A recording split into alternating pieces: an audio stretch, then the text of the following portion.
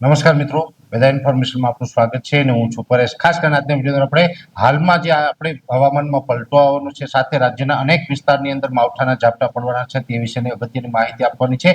સૌપ્રથમ તો હું આપને એ જણાવી દઉં કે અત્યારે આપણે માર્ચ મહિનાનું બીજું અઠવાડિયું છે, એ પણ પૂર્ણતાના આરે છે. ત્યારે તાપમાન છે એ અત્યારે નોર્મલ કરતા 2 ડિગ્રી ઉપર ચાલી રહ્યું છે. સામાન્ય રીતે જોવા જઈએ તો 9 થી 13 માર્ચ દરમિયાન રાજ્યના અનેક વિસ્તારની અંદર હીટવેવનો રાઉન્ડ જોવા મળ્યો. 14 તારીખથી તાપમાન છે એમાં થોડોક ઘટાડો પણ થયો છે, છતાં પણ હજુ તાપમાન છે એ અનેક જગ્યાએ નોર્મલ કરતા ઊંચું ચાલી રહ્યું છે. આ વચ્ચે ફરીથી એક વખત તાપમાન નીચું જવાની શક્યતાઓ છે, જેનું મેઇન કારણ છે કે આમ તો ઘણા સમયથી આપણે જે આગાહી કરી રહ્યા છીએ એ મુજબ એક વેસ્ટર્ન ડિસ્ટર્બન્સ પસાર થવાનું છે, એનો ટ્રફ છે એ દક્ષિણ પાકિસ્તાન અને ગુજરાત સુધી લંબાય તેવી શક્યતાઓ છે, જેને કારણે અરબ સાગરની અંદર પણ એક સાયક્લોનિક સર્ક્યુલેશન ઉદ્ભવે તેવી સંભાવનાઓ છે. અને તમામ પરિબળોને કારણે તારીખ 19 અને 20 માર્ચના રોજ રાજ્યના અનેક વિસ્તારની અંદર માવઠાના ઝાપટા પડવાના છે. જો કે પહેલા તો હું આપને જણાવી દઉં કે આ તાપમાન ઊંચું ચાલી રહ્યું છે, એમાં માવઠાના ઝાપટા પડવાના છે, જેમાં સર્ક્યુલેશન છે આપને અસર કરવાનું છે, જેને કારણે એક વખત આ જે ઊંચું તાપમાન ચાલી રહ્યું છે તેમાં મોટો ઘટાડો થશે. મોટો ઘટાડો થશે એટલે અત્યારે એવરેજ લગભગ 36 થી લઈને 37 ડિગ્રીની રેન્જમાં તાપમાન જોવા મળી રહ્યું છે.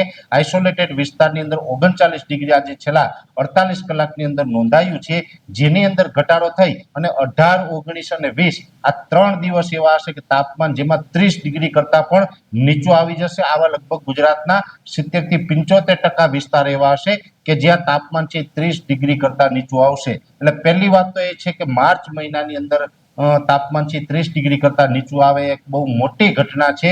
ભાગ્યે જ ક્યારેક આવું બનતું હોય છે, એવી ઘટના છે એ હવે આપણે બનવા જઈ રહી છે. એટલે તાપમાન ખૂબ નીચું આવવાનું છે અને વાદળછાયું વાતાવરણ છે એ તો લગભગ આપણે 7-8 દિવસ રહેવાનું છે. જે 18 તારીખથી હવામાનમાં પલટો આવશે, વાદળછાયું વાતાવરણ થશે, એ લગભગ 8-10 દિવસ સુધી કન્ટિન્યુ આપણે જોવા મળે તેવી શક્યતાઓ છે. અને આની અસરને કારણે જે આપણે 19 અને 20 માર્ચે રાજ્યના અલગ અલગ વિસ્તારમાં ઝાપટા પડવાની શક્યતાઓ છે, એમાં પણ જે વિસ્તારમાં વધારે શક્યતાઓ છે એની વાત કરવા જઈએ તો આમ તો કચ્છના રાપર તાલુકો એવો હશે કે ત્યાં થોડીક અસર ઓછી હશે. બાકી રાપર તાલુકાને બાદ કરતા તમામ વિસ્તાર એવા હશે કે જ્યાં આની અસર છે એ વધારે હશે. ખાસ કરીને બન્ની વિસ્તાર હોય, ખડીર વિસ્તાર હોય, નલિયા જેવો વિસ્તાર છે, માંડવી, મુન્દ્રા, નખત્રાણા તમામ વિસ્તારની અંદર ઝાપટાની તીવ્રતા વધારે રહી શકે છે. એટલે કચ્છની અંદર આની તીવ્રતા વધારે જોવા મળશે.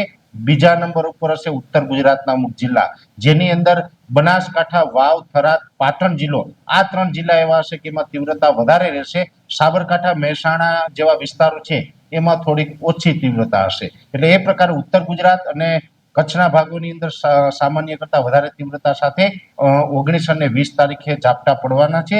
એવી જ રીતે સૌરાષ્ટ્રની વાત કરવા જઈએ તો સૌરાષ્ટ્રમાં પણ છૂટાછવાયા અનેક વિસ્તારની અંદર માવઠાના ઝાપટા પડવાના છે. જો કે એમાં અમુક વિસ્તાર એવા હશે કે એમાં તીવ્રતા થોડીક વધારે જોવા મળી શકે છે, જેમાં ખાસ કરીને મોરબી, સુરેન્દ્રનગર સાથે પશ્ચિમ સૌરાષ્ટ્રનું દ્વારકા, જામનગર, પોરબંદર જેવા વિસ્તારો હશે જેની અંદર તીવ્રતા થોડીક વધારે જોવા મળે. બીજા વિસ્તારની અંદર ઓછી તીવ્રતા હશે. જોકે અહીં આપણે જણાવી દઉં કે સૌરાષ્ટ્ર, કચ્છ અને ઉત્તર ગુજરાત આ 3 જે સીધી લાઈનના એરિયા છે, ત્રણેય રિજનની અંદર આ માવઠાની શક્યતાઓ વધારે છે. જો કે શક્યતા વધારે છે એનો મતલબ એવો પણ નથી કે આમાં 1-2 ઇંચ વરસાદ પડવાનો છે.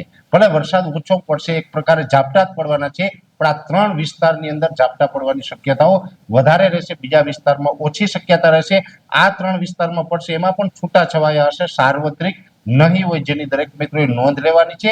મધ્ય ગુજરાત અને દક્ષિણ ગુજરાતના ભાગો હોય, સાથે મધ્યપ્રદેશ બોર્ડરે છોટાઉદેપુર, દાહોદ, ગોધરા, મહીસાગર જેવા વિસ્તારો છે એ તમામ વિસ્તારોની અંદર હળવા ઝાપટા અથવા તો વાદળછાયું વાતાવરણ થાય તેવી શક્યતાઓ છે. દક્ષિણ ગુજરાતનું સુરત, વલસાડ, વાપી, નવસારી, બારડોલી, બિલીમોરા, ડાંગ સહિતના જે વિસ્તારો છે એ વિસ્તારોની અંદર વાદળછાયું વાતાવરણ થવાની વધારે શક્યતાઓ છે. ત્યાં ઝાપટા પડવાની નહીવત શક્યતાઓ છે. એ સાથે મધ્ય ગુજરાતનું આણંદ, નડિયાદ, ખેડા, વિરમગામ હોય, કપડવંજ હોય અથવા તો અમદાવાદ, ગાંધીનગર, વડોદરા સહિતના જે વિસ્તારો છે એમાં પણ મોટા ભાગે વાદળછાયું વાતાવરણ થશે. કોઈ કોઈ જગ્યાએ હળવા ઝાપટા પડે તો એ અપવાદરૂપ ગણાશે.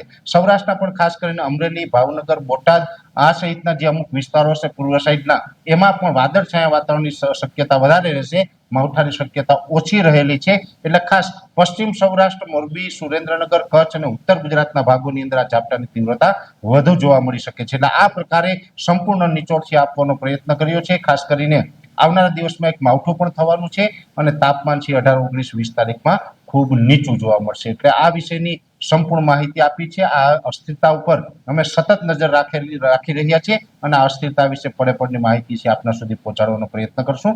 અત્યારે આ વિડીયોની અંદર એટલું જ। અંતમાં દરેક મિત્રોને વિનંતી રહેશે વિડીયોને લાઈક આપીને દરેક ગ્રુપમાં શેર કરી દેવો। જો તમે અમને યુટ્યુબ ઉપર જોઈ રહ્યા હોય તો ચેનલને સબસ્ક્રાઇબ કરજો અને ફેસબુક ઉપર જોઈ રહ્યા હોય તો પેજને ફોલો કરજો। નમસ્કાર।